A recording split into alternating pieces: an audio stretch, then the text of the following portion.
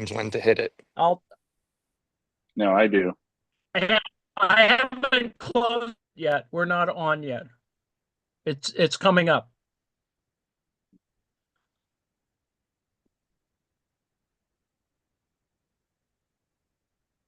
It's warning, stand by, and then go. Q1, go. Stand by. Stand by. Okay, go.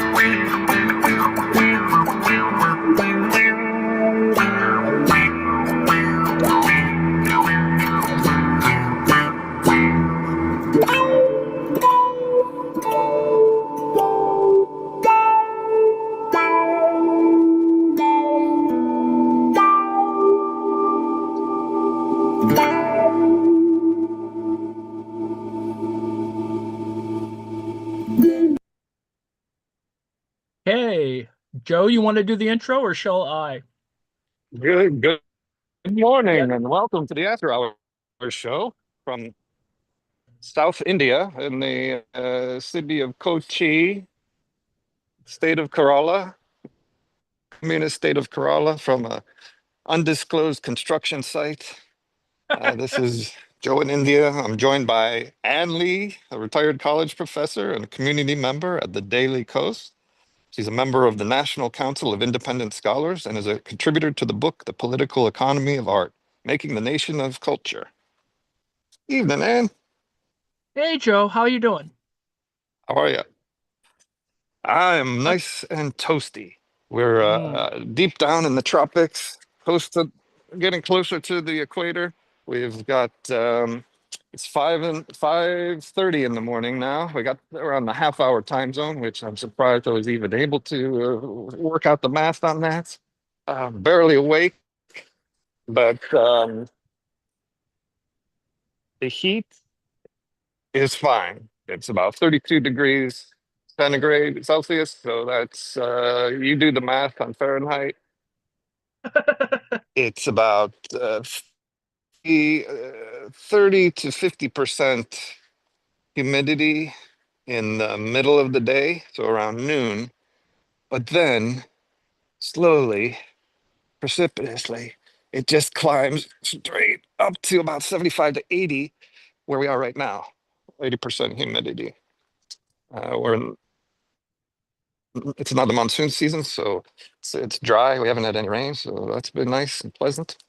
But I thought what I'd do today, since it's quiet, and technically in this quiet city, quiet-ish, southern Indian city, I couldn't find any restaurant that's open to make the traditional South Indian breakfast of dosa, which is a fermented crispy pancake. Right. So what we're gonna do after I explain what all this is I'll walk to the city market, which will just be getting shipments of dead fish carcasses and fruits and vegetables and all manner of things, and we'll see what's happening there. It won't be as lively as it was last night, but it opens around 8 in the morning, so we're still a bit away. But we'll see what's happening there. Hopefully, we'll find something cool. Maybe talk with people if we can. But this construction site is interesting. You know, India's the most densely populated country on the planet. They have a space issue, definitely. Um, a lot of cars. I'm very surprised that there's so many cars versus auto rickshaws and motorbikes, scooters and whatnot. But the other night I was speaking to the inventor of this structure, So I don't know if you can make out in the dark here. It's about a 5-story tower that functions like a Ferris wheel. And Weird. this is a vertical car park.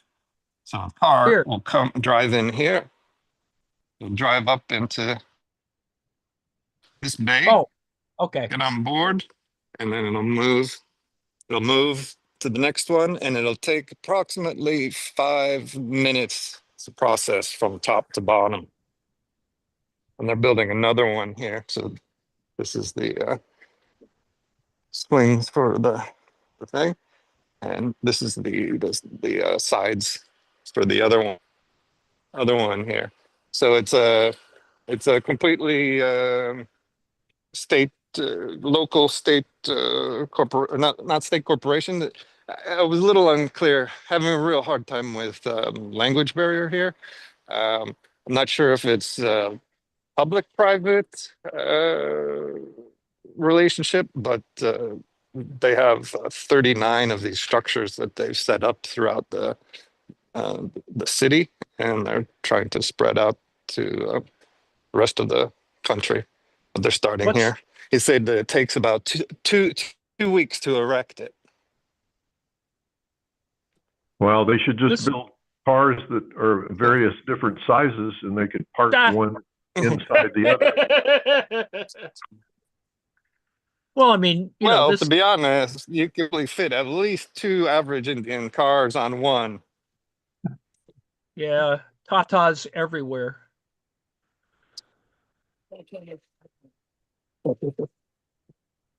All right, so I'm gonna make my way to the market. We may, if you guys want, I can pick up the auto rickshaw if we want. Try to be as inoffensive with the streaming as possible, so we don't offend anybody. Narrow But, sidewalk. we'll see the city come awake. Cool. Bill, were It's they all your- mostly two-stroke over there or four-stroke now? I think it's 4-stroke. It's a lot You'll less be able to pollution. hear the difference, right? Yeah. I've only seen one electric, maybe two. We were going to take the electric scooter, but we didn't realize there was a queue of not a scooter, rickshaw, the rickshaw queue. I think they're going to be done with this car parking tower before they fix the sewer pipes here. It's been Huh. here all week. So is that car parking that's for daily use or for the replaced Yes. garages? Well, I don't think it's replacing garages. It's just providing some extra space or extra dense parking in that area. I mean, they still have 2 or 3-story ones in Manhattan, I know. Yeah, that was the last time I've seen those. I know they're popular in Japan.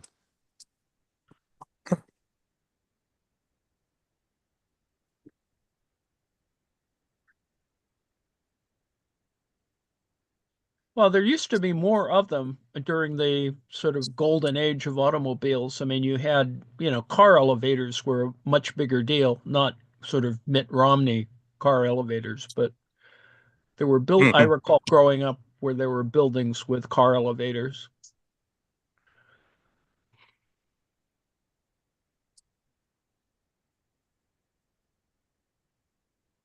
Is that an estate or something on your left?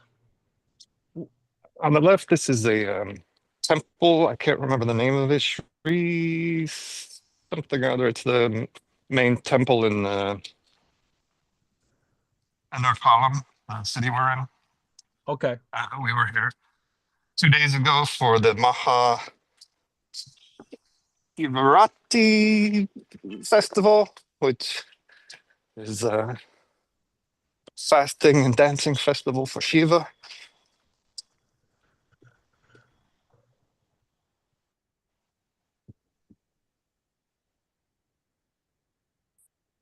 But it's going to take me a while to get there. So if you want to give us the Ukraine update. Well, okie doke. I can't imagine there's anything to rant about. Today was quite a day. Apparently, Zelensky showed up almost on time at 11 a.m., 11-ish, and apparently, after some preliminaries, Zelensky met with some senators, and apparently he got Can you take me to Dew Street by the fish market? Uh-huh. Oh, yep. Oh, there we go. Oh, sorry. Let me It's turn. okay.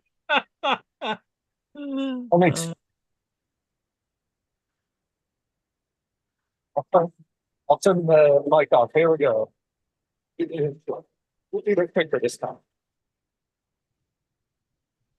Well, that's speedy. Anyway, Zelensky showed up, and after some preliminaries, he wound up in the Oval Office with a whole bunch of people. It was kind of like he was outnumbered. I mean, he had a translator, and there were a couple of people. I think the ambassador to the United States from Ukraine was there, but she was like appalled by all of the craziness. Apparently, Zelensky got bushwhacked by Trump. I think Trump was nervous and was only sticking to his stupid talking points, that his claim that, and this is the Russian position, that somehow, not unlike a certain Buddhist theory of wars, that you can rationalize violence if you do it preemptively. So that's the Russian position, is that somehow something was going to happen, even though it wasn't obvious that the Ukrainians were going to do something. Well, actually, they were just simply guarding their border, but and then Russia invaded.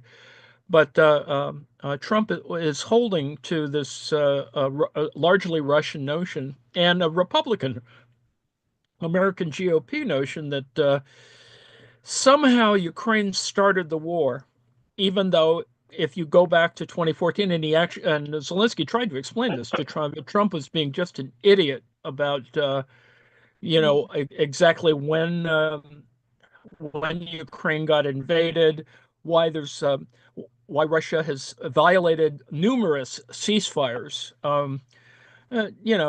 Trump just wouldn't have any of it, mainly because he's clueless. And then and he insisted on his position, namely because Trump was really afraid of Zelensky actually getting a complete sentence out. And so it got a little weird. I mean, English is not Zelensky's primary language, so it always sounds a little halting. And it was pretty clear that both Trump and Vance were taking advantage of this. And then Trump seemed to try to control the thing, and allow various questions from actually, I think, mainly right-wing outlets. So they were saying stupid stuff like, "Oh, why aren't you wearing asked Zelensky why he wasn't wearing a suit," and that's just clueless, considering that every time Zelensky has visited the United States, he's never worn a suit, and it's just weird, considering that Zelensky is in charge of a country that's at war, and it's his whole deal, not to dress in mufti, to not look like a diplomat. Otherwise, it just all the same talking points got pulled out there. This talking point that Trump can't let go of, that somehow the United States has invested $350 billion in Ukraine. It's more like 180, and at the present moment, the European countries have exceeded the investment in trying to support Ukraine during this whole deal. And then also, Trump doesn't appreciate the fact that when when the United States allocates money, it's really money going to industries that are in the United States that are making materiel that will be used in Ukraine. So it doesn't benefit Ukraine so much. Well, I mean, they get the, equipment, but it's benefiting U.S. industries, and Trump is completely clueless about that. Needless to say, Vance kept on interrupting and intervening with for example, with a claim that, well, you've telling Zelensky that, well, you've had conscription issues, and Vance being totally clueless that Russia can afford not to be fully conscripted, even though they've been doing conscription. It's just not a full mobilized war conscription of people, and also Ukraine resisted lowering the conscription age to 18, which would have given them a lot of folks, but that they've tried to spare a whole generation from being wiped out or whatever in a war. And because it is, in terms of Ukraine, it's total mobilization. It is why they're under martial law, because that's what you do when you totally mobilize a country. And it it's just amazing that Americans are just, or that is, are the White House is, at least these two idiots are clueless about what it takes or how the war is actually occurring, and of course supporting the Russian position. So that's what went on, and Zelensky couldn't get a word in edgewise because it was clearly about bullying Zelensky. And then the thing afterwards is they claimed they had thrown him out of the White House, which they're trying to frame it as, well, Zelensky was being obnoxious and we kicked him out. The reality is, of course, I think that this is supposed to be several days of activity, so.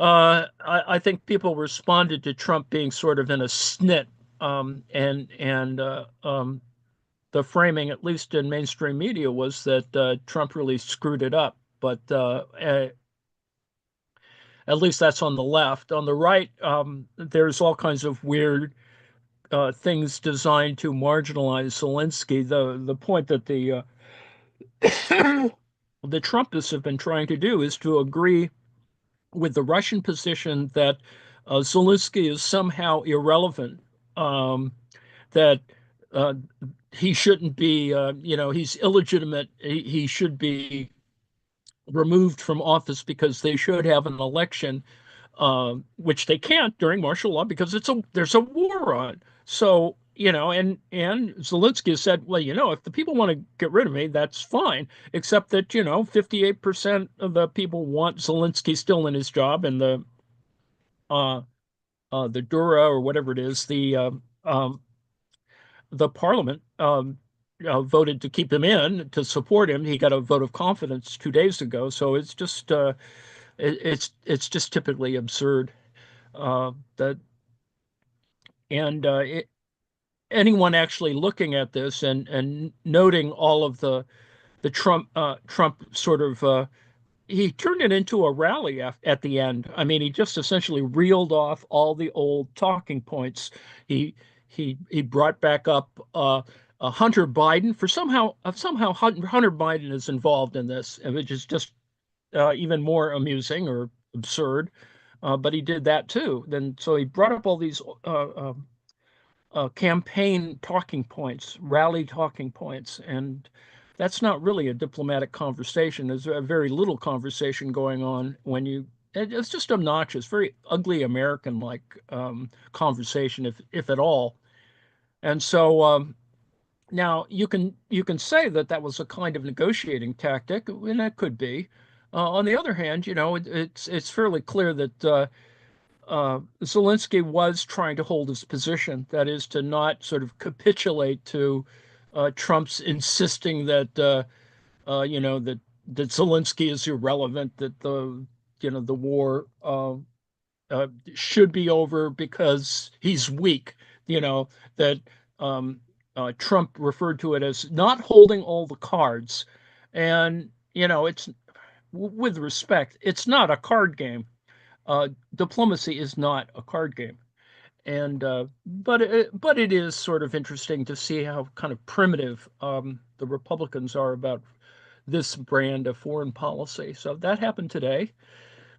It's not clear. I mean, Zelensky tweeted a kind of conciliatory tweet. Um Trump said something on Truth Social about come back when you're interested in peace, or say it was a kind of thing where, he's just um, some strange domineering tone about uh, that Zelensky, is not interested in peace or something, and he should come back when he's interested in peace or whatever. Of course, the issue is it's peace on the United States terms, and of course, when you look at the document, the draft document anyway indicates that something like 50% of some sort of access to, and there are a lot of contingencies built into the document about mineral resources in Ukraine. Or there's some kind of right to sort of exploitation rights to Ukrainian minerals, and it's not fully spelled out, and in some ways it's simply about exploration, and it doesn't have all of the intricacies which have to do with the different types of enterprises that do the different types of uh, mineral extraction in Ukraine. So that's kind of what went on today. It blew up around noon or 1 o'clock, and so the entire afternoon has been spent with media commenting on how obnoxious Trump was, and of course the right wing or even the toadies. For example, Lindsey Graham reversed his position on supporting Ukraine in about 2 hours. It was a very strange, but very typically Lindsey Graham. So that was sort of at work. And He's usually has a very strong moral fiber, if I'm not mistaken. God, what a Listening. weasel. What a weasel. It just is so typical. I mean, it's typical. You could expect that he would do that, that he tends to really turn on a dime. And yet Hmm. mainstream media relies on him to try and get what Trump is, quote unquote, really thinking. The issue is, of course, Trump it doesn't really think, so it never really has that kind of relationship.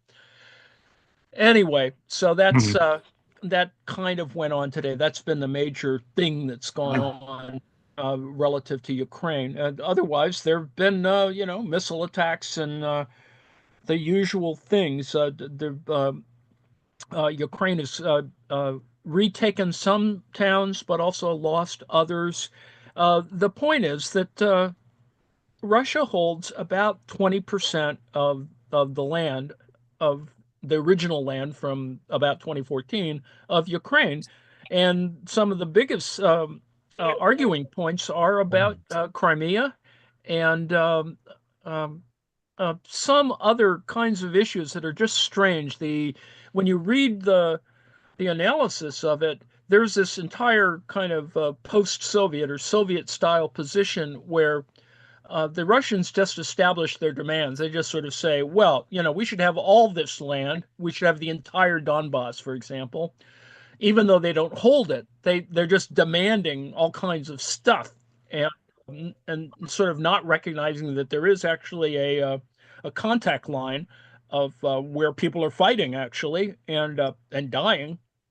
But that doesn't weigh into this. It's just simply this is what we want, and you're going to capitulate. It's a very Russian style of negotiating, and the Ukrainians are going essentially throughout this entire period. Are there guarantees or are there security guarantees? And the Trump folks don't even want to acknowledge that a security guarantee from the U.S. side means not only producing equipment but also moving money, and that's kind of it sort of ends. And the Is there other, some time frame that they're looking at specifically for? Well, the sooner executing the it? better. I think what Trump is trying to do is trying to get something for nothing, so that um, there's no guarantees for U.S. support or security, and that the Europeans who aren't part of this process should be the ones to do the security guarantees, One, which makes no damn sense at all, because they should be part of this conversation if they're going to be the ones to guarantee. It's just ass backwards diplomacy. Mhm. So, that's kind of what's going on right now. And Harsh had an opinion on this, which I think is an interest. Oh yes, Zelensky is not a got some valid. little bananas coming in. Bananas. Cool. Sorry, we And got a lot of noise here. Just tell me to cut my mic or cut my mic if you need to. okay, actually, bananas are part of the process I described earlier, before we went on, about Justin Sun, who is a cryptocurrency mogul of one kind or another. The guy who bought the performance art piece, the banana and the duct tape, that was a $6 million artwork. Well, he Oh, got off okay. the hook from the American government prosecution. So um, I don't know if anyone's going to make hay out of it. I hope they do, just because they can at least run the pictures of the banana and the duct tape stuff, which will be kind of funny if nothing else, memorable. Um, so that's kind of where it is. The U.S. government is allowing all kinds of crap to happen, and more, people are being threatened with being let go, and then there's legal action to keep people in place, and it's occurring all over the place, and it has disruption elements. I read a thing that was a report. It was a commentary, and I don't think it hasn't made it into the regular press, but a leadership meeting in the Social Security Administration, at least one person has committed suicide because of this cutback stuff, and this that's quite terrible, and I hope someone reports on that. Um, the other terrible things have happened, of course, and it's just a world of terrible things. We haven't had any. I did a thing this past week on uh, uh, air accidents. There's been almost one every day. There's been a kind of emergency collision or a near collision in the air traffic system. And essentially, it has taken 10 days from 2 years ago. Verizon was supposed to support the air traffic control system. They were going to put in new software or something or whatever. And surprise, surprise, with the onset of the Trump administration, it's all switching over to Starlink, or what they're attempting to do is to shift $2 billion to Starlink. Funny thing that, and I'm not sure that Verizon has a leg to stand. I would assume they have a contract, but apparently there's some monkey business going on. And of course, during this period, planes are, nearly having emergencies. So that says something else about what's going on. It is amazing, or at least there's attention being paid to all these little near accidents and air events. Noting, of course, that some of these are at general aviation airports. Lane's not here, but he could have commented on all of these things. That general aviation airports have higher incidence of events, accidents, and the like than the larger commercial airports, just from a numbers point of view. So that's what's going on. We'll know more tomorrow, or well, we're on a weekend, so Trump is probably going to play golf tomorrow. Although he's in D.C., so perhaps golf will not happen unless he's planning on going to Florida or something, because I think he's got it planned so that every week or so he's going to get a golf game or two in, and he's up to what is it, 9 or 10 golf games so far since the beginning. 10 golf days out of 30 plus days in office. which is pretty intense when you How think does of it. that hold up to his first administration? It's very similar. 25% of his days in office were Yeah. spent on with golf course dates. Yeah. Pretty much a year. James, you're on mic. Look at that. All stuff getting ready for market. Load, load the vegetables. Truck after truck. All the guys on the trucks were saying, "Hello, good morning, hey, Mister, where are you from?" So I'm in a new building that has looks like teak on top. It's a huge vegetable on the ground floor, Uh-huh. live animals on the second floor, Okay. and this whole area is all of little streets. They've got the fish street here, another fish street over there. Got vegetables this way, vegetables that way. Got clothing that way. Stay away from the Uh, exotic animal market. oh yeah, I avoided the COVID wing. No pangolins. Bats. Bats and Just pangolins. chickens. Harsh. Harsh has something to say. Harsh. Yes, yes, Hey, yes. Hey, it's about the Ukraine thing actually. Oh, No, sure. Yeah, so like I mentioned, I was listening to Breakthrough News and they were putting blame on US actually, not Zelensky, but they were expecting like Zelensky to leave and only then the ceasefire can occur, which I don't agree. But I'm just trying to figure out like what's the alternative the Ukraine have now as the US is pulling back, right? From their support. it's European. It's consolidating European support. Essentially, that's what Trump's playing a game where he can support Putin in terms of not fully engaging Europe or NATO, and the Europeans are going to take more responsibility. In other words, he's demanded that it, and in some cases, in terms of the countries, some countries have increased the portion of their budget for defense because they obviously have to defend Ukraine relative to, essentially World War III, because that's probably their what's fear going to is happen. they'll have to defend themselves. Yes, Some of them, and I especially mean, you the have to. bordering, Yeah. Well, and the regions bordering this, the well, Baltic or the we're back to World War II again. It's going to be yeah. Poland and the Baltics. Um, and there's a lot to that. And God damn it! There goes my universal health care. Where does China come in here? Sorry. Where does China come in? Because Well, now you see that's the thing is that China has taken a position on negotiation, but not really engaged. That's the deal. They've taken a position, but they don't really do anything about it, or they haven't really acted as a kind of broker, even though they should and can.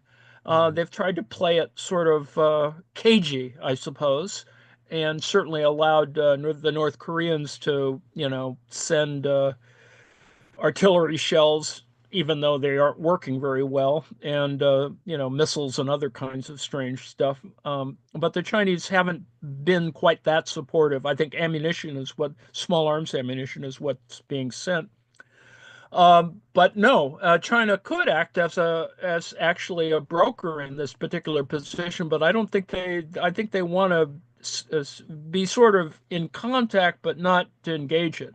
And of course, the Trump administration doesn't want to do it because they don't want to appear friendly to China, even though they are. I mean, technically, um, and they should actually technically because of this Taiwan business or the South China Sea stuff, because there's a little bit of stuff going on there.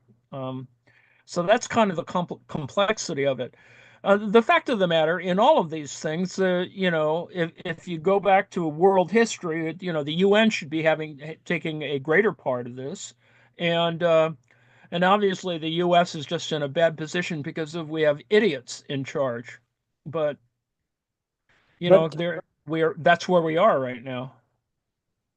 But both Russia and US, they have veto powers, right, in the UN. So it doesn't make sense. Like, how can they operate that? Well, they've never fully. Well, I think the point of having a General Assembly and a Security Council that constantly vetoes itself um, is to at least have conversations, which is better than nothing, I suppose. But the reality is that you have all these other things going on. You have trade problems, you have this oil stuff that's going on that is just crazy, and then you have stupid things like this past week, some just in terms of the South China Sea, a ship, and it was a Panamanian, I think, flagged ship, cut another a cable. Cables got cut or something, and this sort of anchor dragging stuff is going on, and you have all these complex stupidities going on. And for example, in the US, Trump tries to distract us. Today, he signed an executive order to make English the official language of the United States. So I have actually a question. I think the same news, they were saying that Rubio recently had an interview where he was saying that the age of like superpowers is over, kind of over. Now it's a Yeah, multipolar.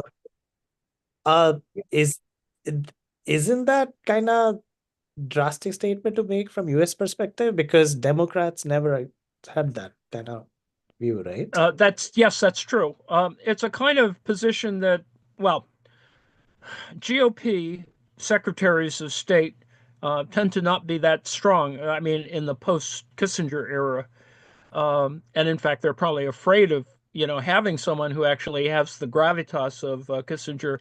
I think Rubio is just a stooge. He was sitting there on the couch. He didn't say anything during that little weird Oval Office deal. I mean, he was just like a bump on a log in that room. But the game that they've been playing, my interpretation of it is that the game that they're playing is they have kind of it's frick and frack. That is, they have the National Security Advisor Waltz and Rubio playing Zelensky. It's good cop, bad cop. So Trump and Vance get to be the bad cops, and Rubio and Waltz are the good cops. So Zelensky gets schmoozed on the one hand, and Trump gets to wave his arms and act you know like a blowhard. And that's kind of what has gone on in the front end of the discussion on this minerals agreement. That's what was going on. There was like spin from Waltz and Rubio, and then spin from Trump and Vance, and it was just strange because anyone involved in the process can see that's what they're doing, and it's just stupid, and they should be called out for it. But no one's doing that. Interesting. Okay. Yeah, Well, it's very I yeah, mean, because they applied the same thing in Gaza. I mean, they had, Waltz and Rubio doing one thing, and Trump doing another, and up to the point of, and I don't know if anyone's seen it, but they did a promotional thing for, and I did they put it? It's on Truth Social, I think. They had this really weird AI thing. It's like a promotional. It's like selling a timeshare. They had this thing about what is Gaza going to look like, and so it has dancing girls, belly dancers. I think it had belly dancers. yeah, It's just the strangest damn thing. that was the best part. What I It talked. not only that, and I believe those were bearded belly Yeah, oh yes, dancers. that's right. That's right. I think that's part of the joke. Some weird joke going on there. That's a whole nother set of issues. So I try and avoid that Oh, only sick and because twisted.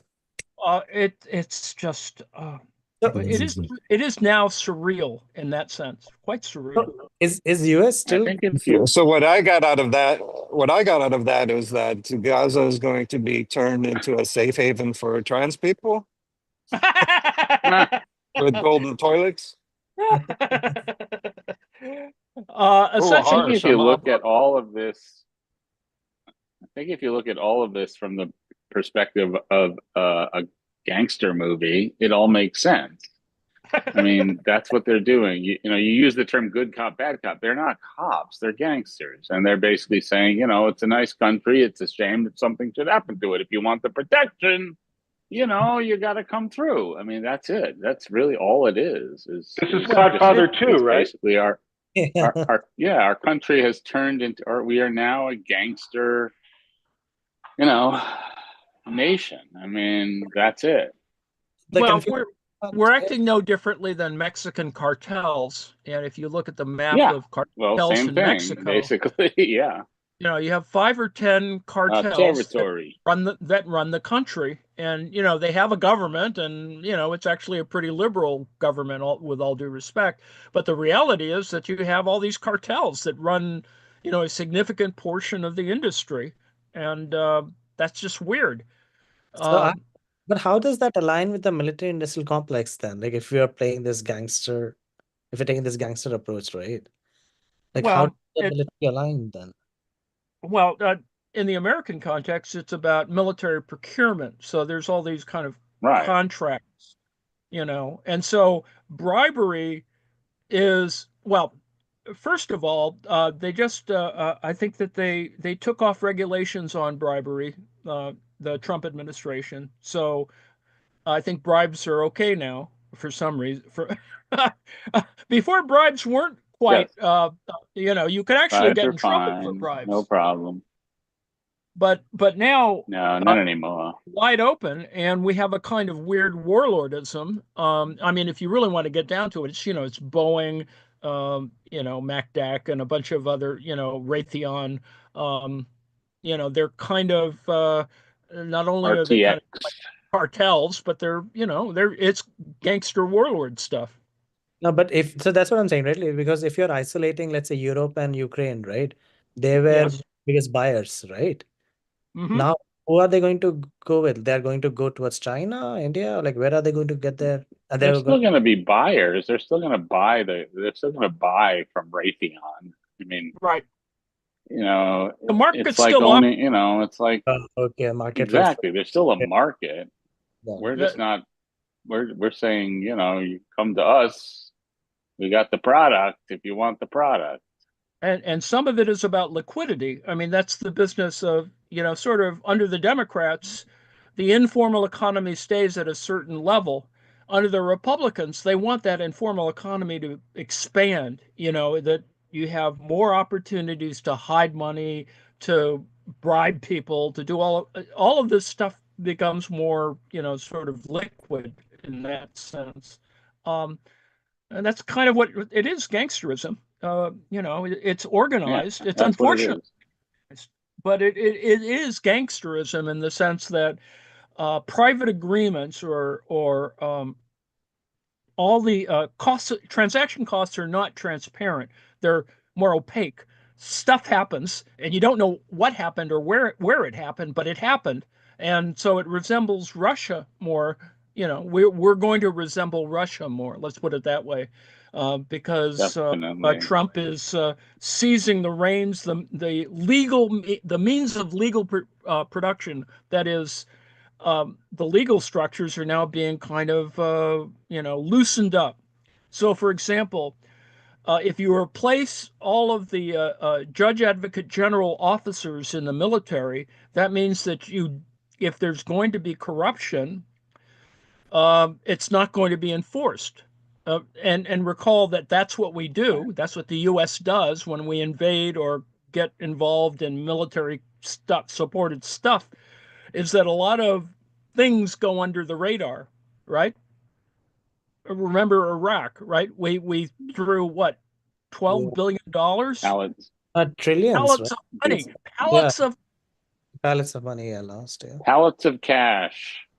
I mean, that's what we I did wish at the I had front end some. of Afghanistan, right? It was $5 billion of cash went in at the front end to buy off every, you know, whatever tribal leader or whatever. They had the CIA running around in SUVs with money, and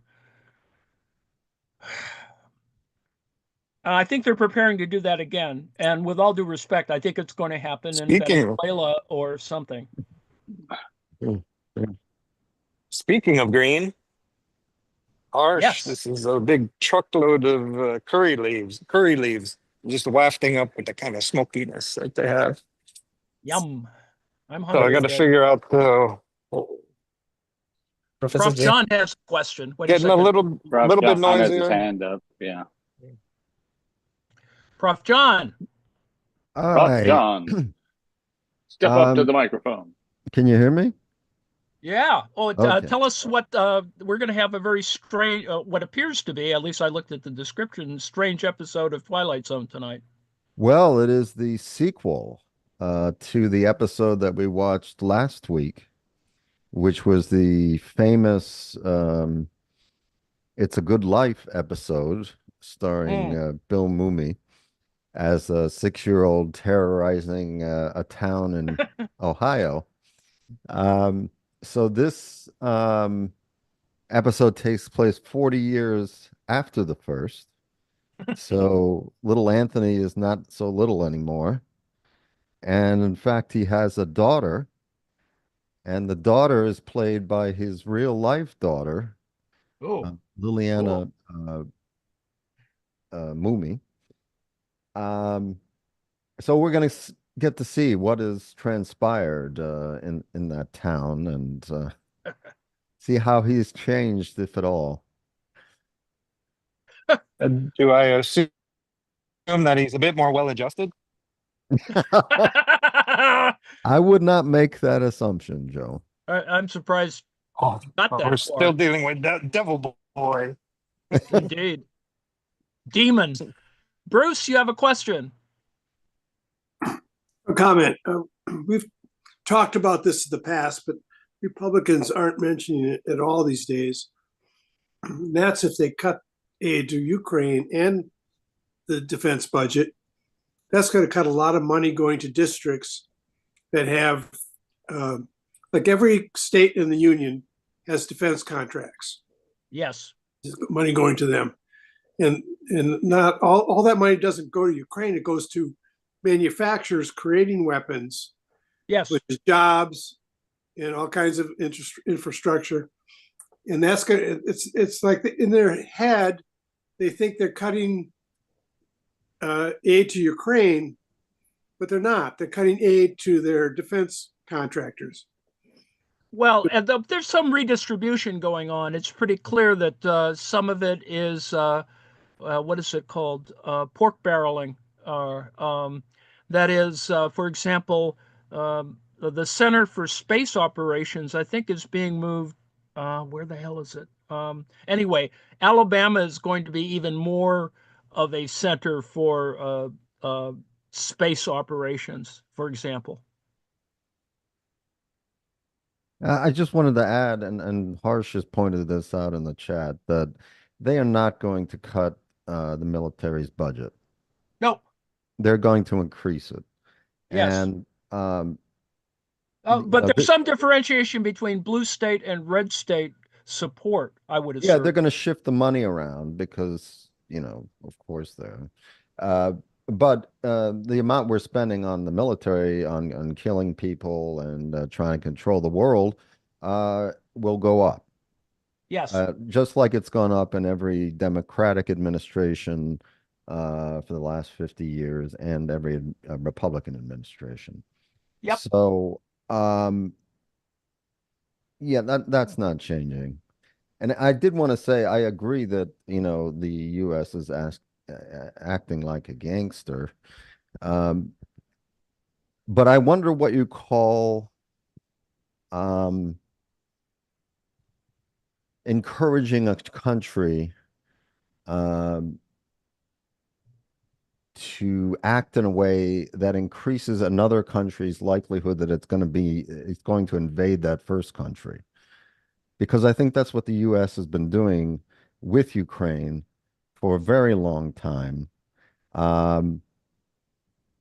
And the objective has been from the beginning to encourage Russia to invade so that we can weaken Russia in this proxy war.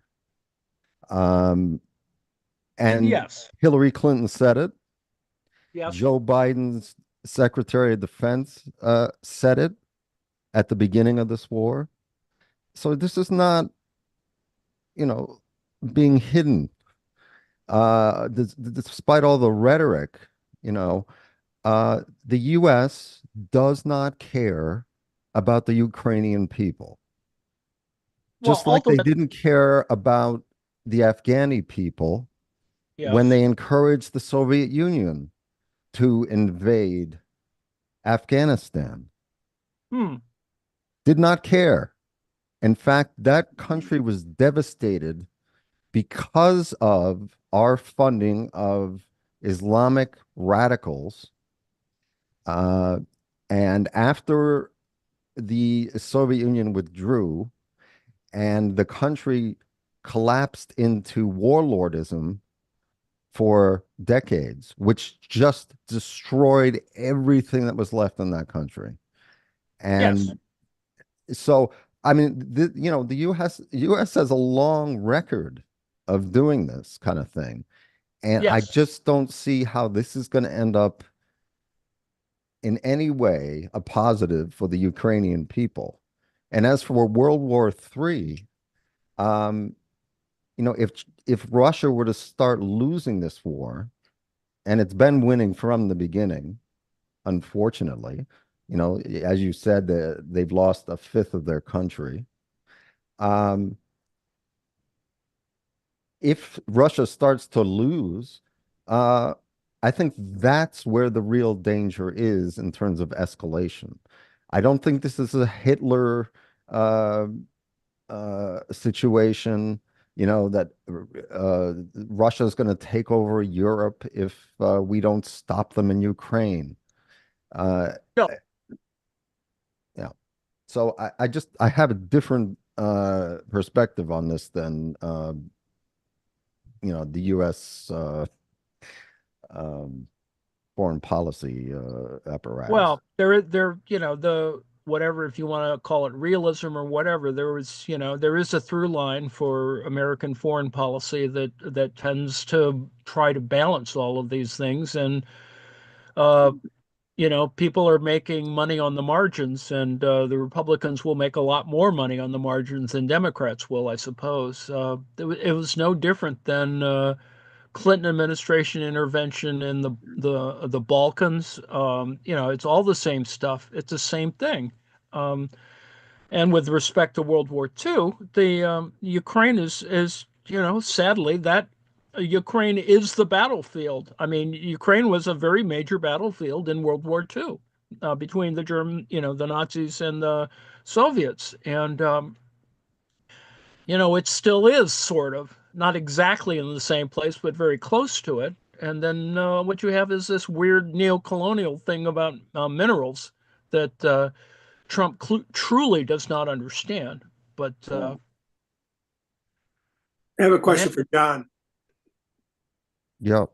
So let's say America totally withdraws any support from Ukraine. Ukraine gets taken over by Russia.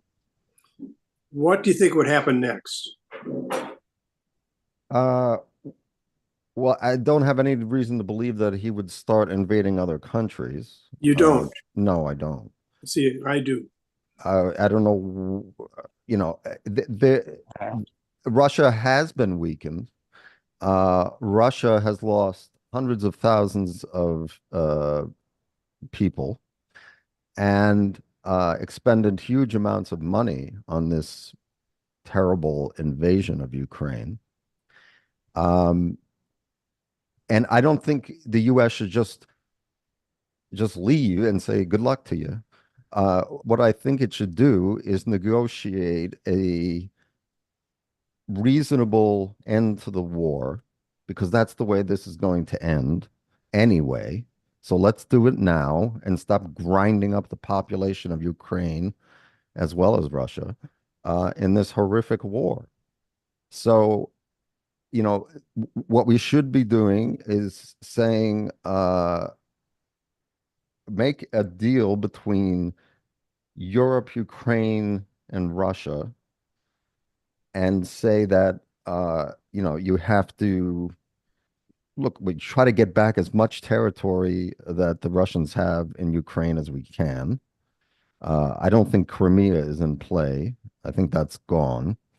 Yeah. Um, and try to isolate Russia to the Donbass or something over there, and have it give up the rest of the territory that it's taken, and have demilitarized zones extending uh, from Ukraine into Russia, um, and secure agreements from Russia that they will no longer, obviously engage in military action against Ukraine, and that the U.S. is not going to encourage Ukraine to join NATO.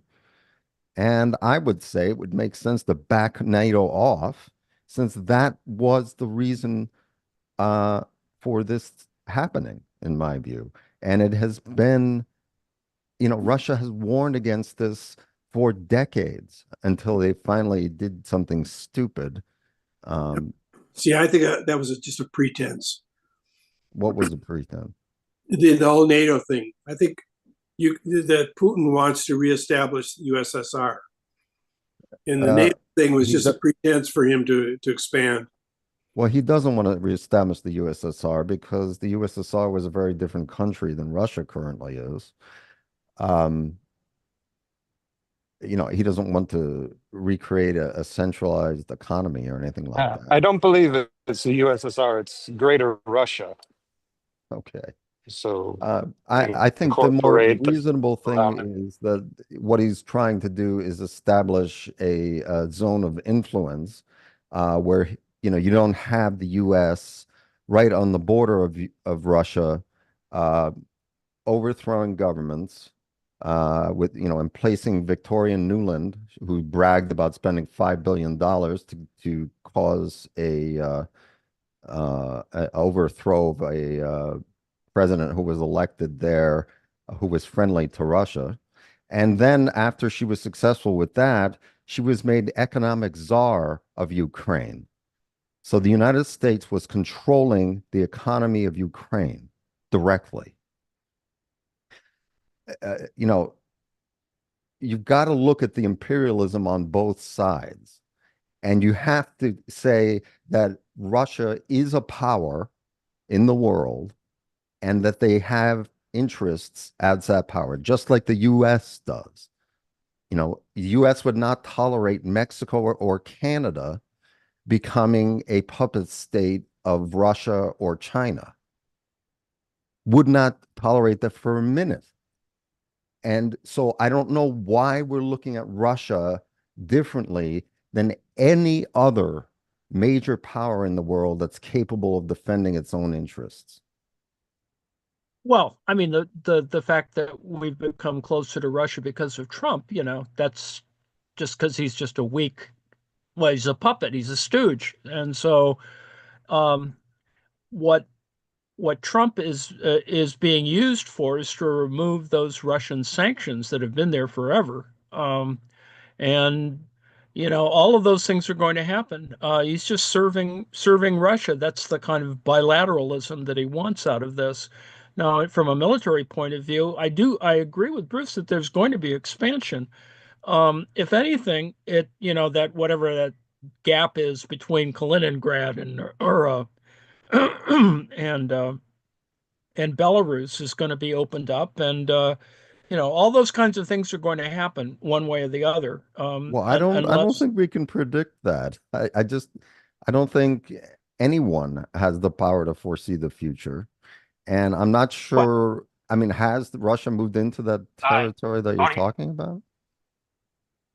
No, I mean we had during this whole period of the Ukrainian invasion some little hints of it in terms of Belarusian troops and etc. And of course, there are supposedly nuclear weapons in Belarus right now. So there's things are going on.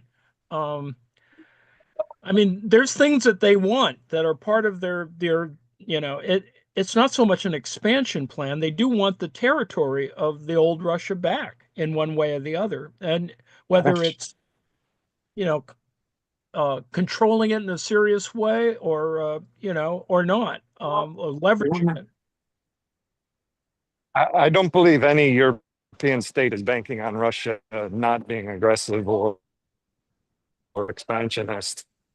Yes. They're all in a scramble to figure out what to do with new change in policy coming from the States.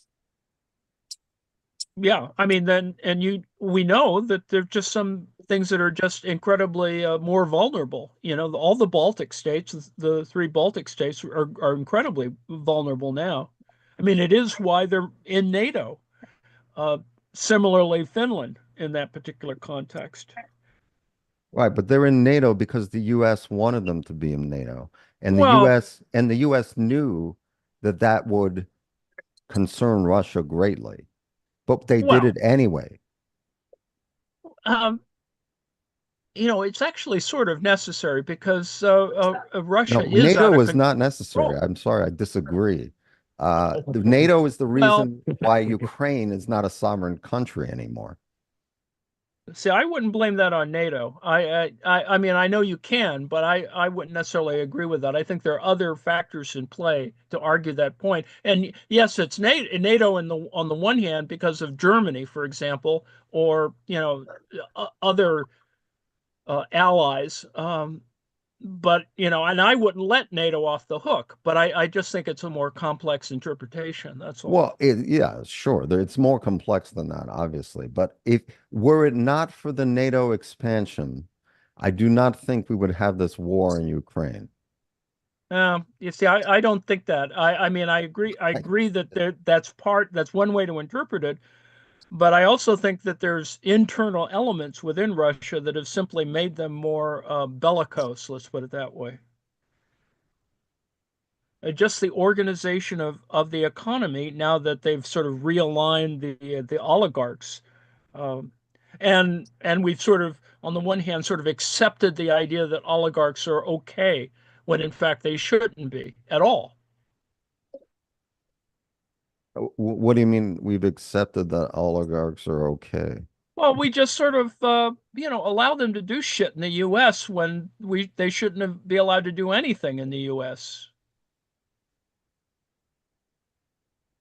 Well, I think that, yeah, the larger problem is that oligarchs are running Russia and oligarchs are running the United States.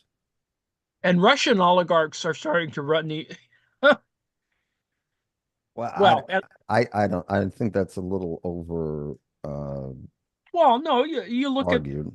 Yeah, there's a kind of weird. I think there's a difference between Russian oligarchs and frat boy oligarch.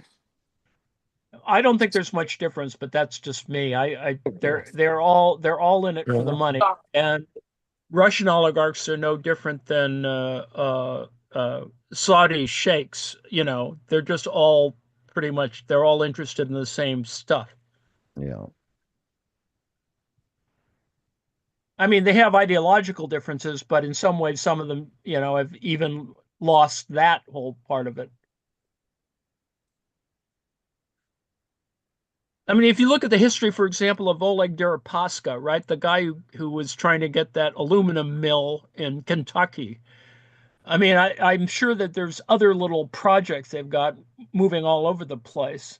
And then, of course, what's his name? Rublev or whatever, the guy who overpaid for the property in Florida, the fertilizer king. He sat in the conversation that they had in Riyadh, right? You had that conversation between was it Rubio and Lavrov? This guy was the fertilizer king was at the fucking table. I mean, why? How can that be?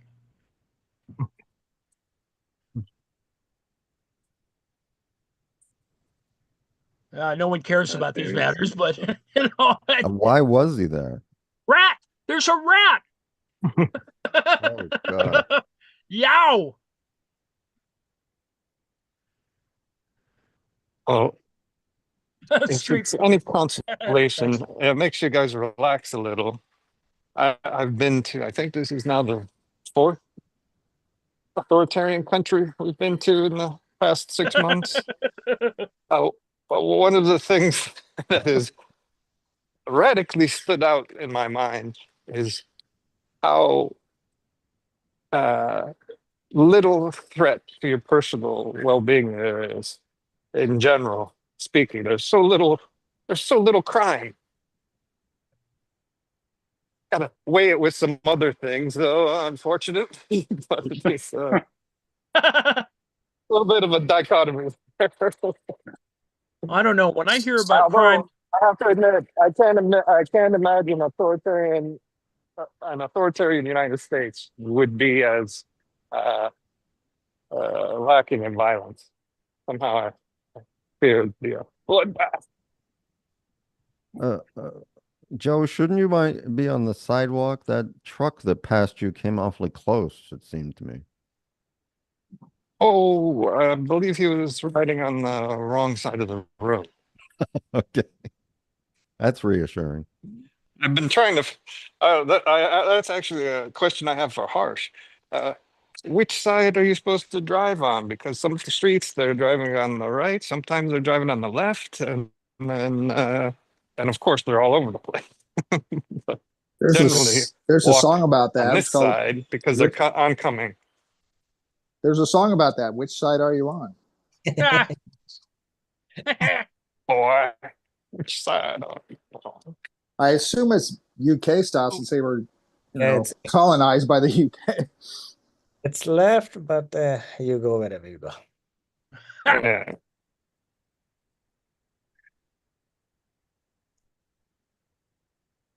Left, but it doesn't really matter. well, I Where think are we're you getting. going, Joe? I'm looking for someplace to have breakfast. Oh, well, that What if- rat is back It's then. it's a little early, but I believe we either this street or the next street is Jew Street. I'm not being anti-Semitic. That's actually the name. It was once, JEW? yes. So during the So Inquisition, the Portuguese Jews came and settled here in this street or this area, and there's one street that's called Jew Street, and then if you cross the backwater to the Fort Kochi, there's a whole neighborhood called Jewtown, Mm. and it was the largest Jewish maybe population in this part of the world. Now there's seven synagogues. One is still running, but it's only 5 people, I think. 5 people left. maybe you can get some bagels there. Mm. So it's about 8 o'clock in the morning over there, Joe? No. We started at 5:30 my time, and it's been about an hour. Something. Oh, 6-ish. 6:30. Okay. We're getting closer to the end of our little time together, or our official time together anyway. Well, that place is open. Do they have breakfast there, Joe? They got There you the go. snack. He's still opening. Ah. Morning. Uh, I have to admit, I've been enjoying the pineapple juice. I haven't had such good pineapples since Kauai. Yeah. You were recent mm, the white pineapples, Mm. but I keep forgetting to ask for not ice. Don't put ice in. We haven't been sick, yeah. so we've been fine. Should be all right.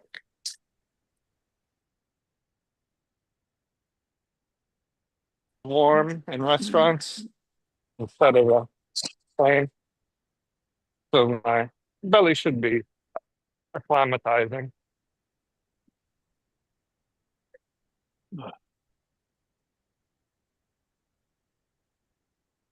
I thought the places would open up much earlier, but most establishments open at 9 and 10. Harsh wants to know how the spice level is in the food. It's quite high. Somebody's having a problem with it, but yeah, it's pretty spicy. Not much you can do about it though. Comes with the territory. An extra yogurt curd.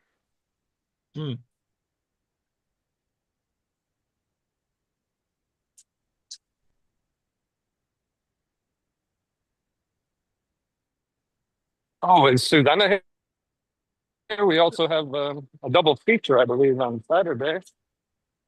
Hi, yes, hello there. We do. We're going back to the 1960s. I have two classic television shows, a Wild Wild West episode for Kelly, guest starring Sammy Davis Jr., her favorite. And I have a rare Gene Roddenberry episode, his first series, The Lieutenant. And the guest stars are Leonard Nimoy and Majel Barrett. Nice. Excellent. Excellent.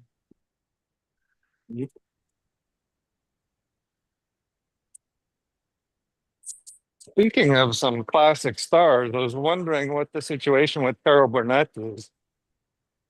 I know John is stalling. Oh, in terms The of missing showing, episode. in You terms of managed to showing that episode, transcode that? I'm still looking into it. You can tell I'm not highly motivated to show that episode, but I did already create the slides for it, so I should do it.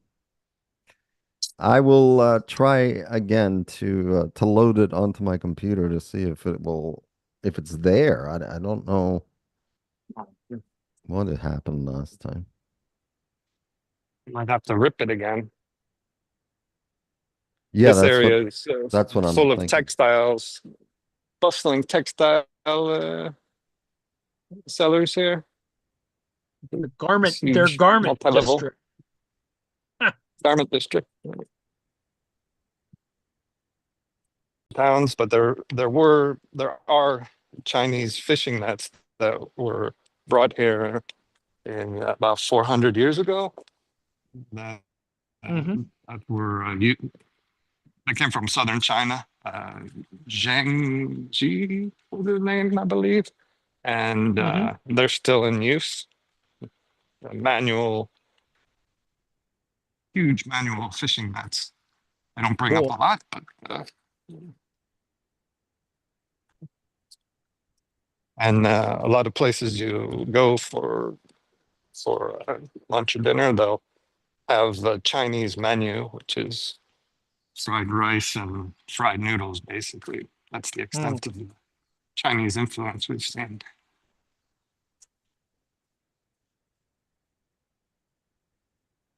Yeah, that fellow's name was Huang He, He. He was a Muslim eunuch, very high up in Chinese government.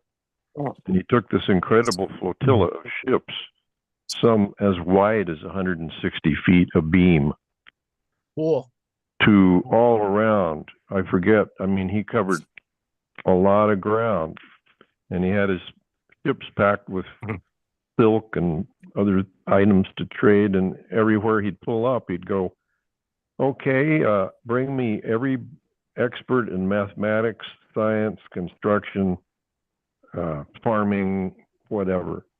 And he had scribes depose these people and kind of tell them everything they wanted to tell them, I guess, about many things.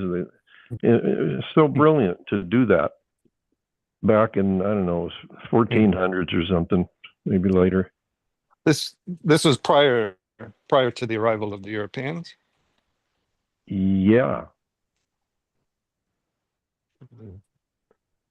And they accumulated all this knowledge every place they went because they had, it's something like 300 ships. It was just this incredible amount of ships, and some of them were quite big. And like I say, scribes would just write down everything they could learn from every place they went and visited. How smart is that?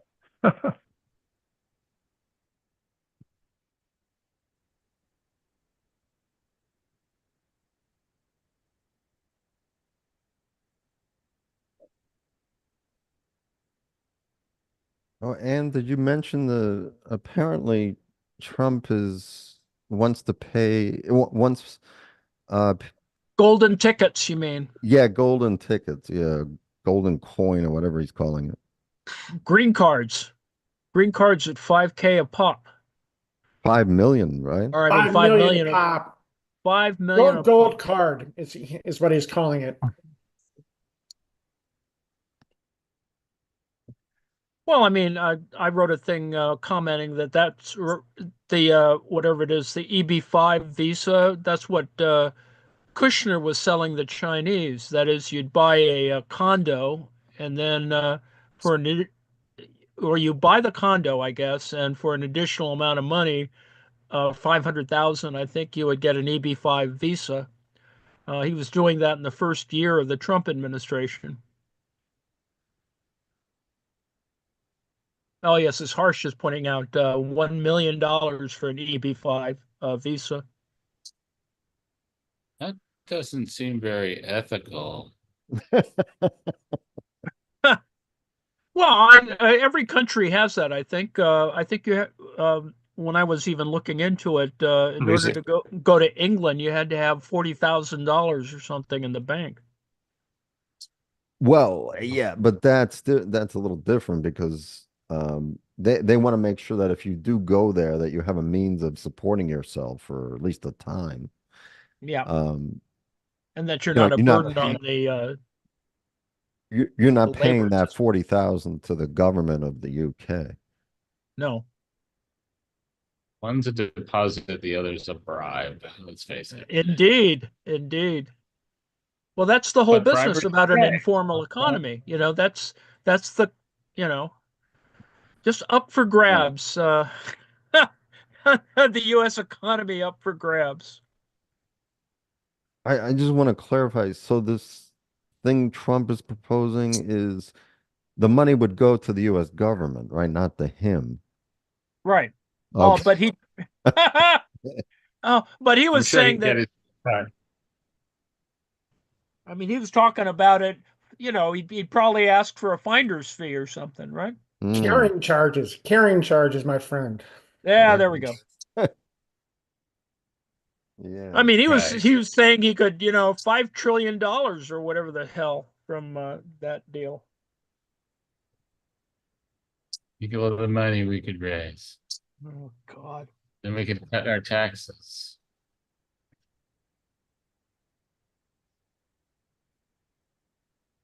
What's going to happen to the Small Business Administration? Hasta la vista. Yeah. So can I just forget my SBA loan and not pay it? Yeah, there we go. They just won't give out any more, whatever. Right. They'll refer you to a commercial bank. That's all they'll do. It's okay. I can photo. Yes. Okay. Nice. Thank you. Breakfast. Is that a fried bread thing that they have there?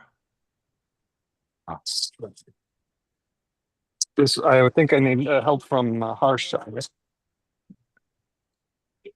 Oh, which one is it? I gotta switch hands there. They're getting they do vada. What is this one called? That I don't know. Patsari?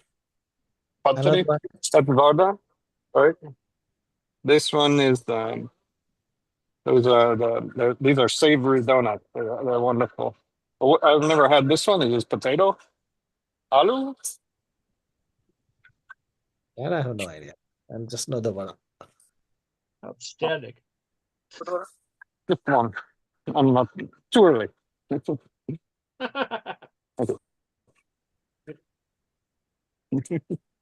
I'm hungry. Thanks.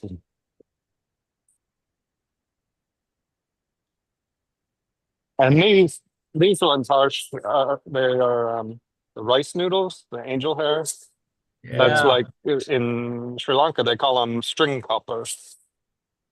Yeah. And this one is idli, which is fermented rice flour that's been steamed.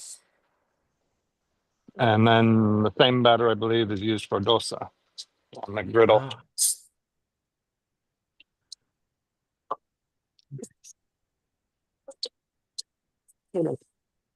Feedback. no. Oh, I was supposed to be off today. We're testing my allergies, what's leading me to sneeze all the time. Very nice. Is that a coffee or tea? What do you get? Tea. Nice.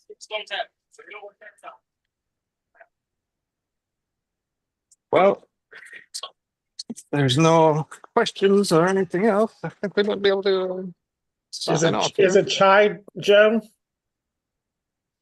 It's just the regular tea with Cool. milk and the heavy dose of sugar. Can you describe how it tastes? Your donut in the tea. It doesn't taste like Lipton.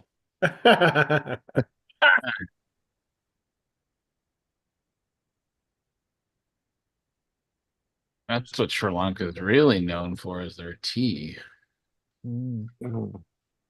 Are you in Sri Lanka now, Joe? No, he's in India. You're still It's in India. Okay. It's in Kerala. Or Still Kerala. same place. Do you ever go back and pay that guy that you forgot to pay? Ah, I did indeed. Good for you, Joseph.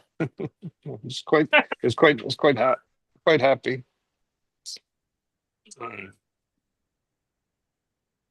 All right, James, you want to take us out so we can start swearing? yeah. All right. We're going to try and Wanna do better say next week. Closing word? Yes. Thanks for watching.